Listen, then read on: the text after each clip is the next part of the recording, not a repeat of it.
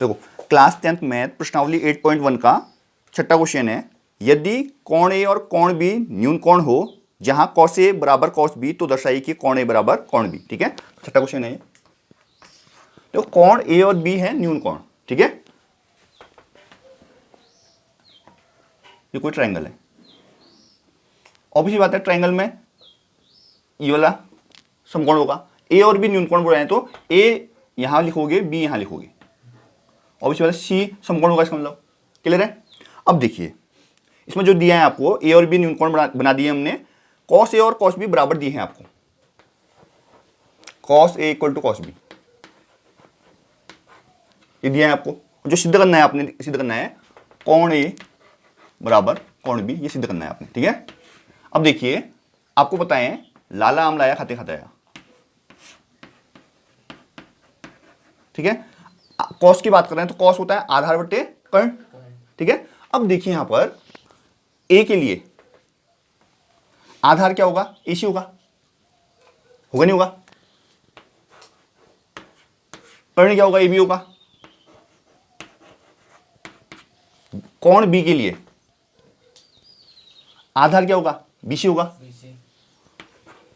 कर्ण क्या होगा, A B. कर्ण तो समान रहेगा ना, सबसे बड़ा होता है। अब ए बी से ए बी कट जाएगा, समझ में आया ना। ए सी बराबर क्या आ गया, बी सी आ गया। अब देखो ए सी और बी सी हमारा बराबर है। ठीक है, हमने एक रूल पढ़ा है, किसी त्रिभुज में या त्रिभुज में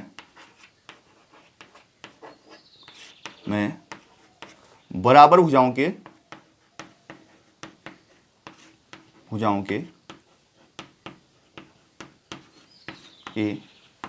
सामने के कोण भी बराबर होते हैं, सामने के कोण भी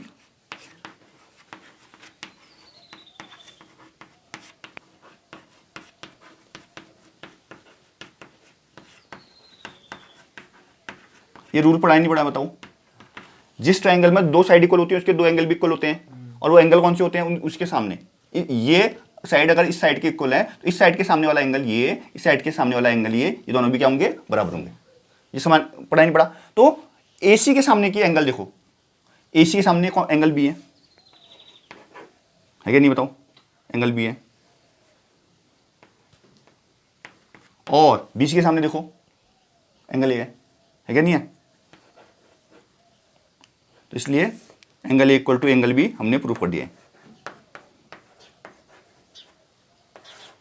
दोबारा समझा रहा हूं, ध्यान देना। देखो हमको क्या दिया था, एक ऐसा ट्रायंगल दिया था जिसमें ए और बी न्यून कोण है, न्यून कोण बोलते हो जो 90 डिग्री से कम के हैं। ठीक है, और कॉस ए बराबर कॉस बी हमको दिया था, हमने प्रूफ करना था कॉस कोण ए बराबर कोण बी। ठीक है, तो हमने क्या किया, एक ट्रायंगल बनाया जिसमें ए और बी को न्यून कोण दिखाया। ऑब्वियसली बात है एक सी वाला जो बचेगा वो समकोण हो जाएगा।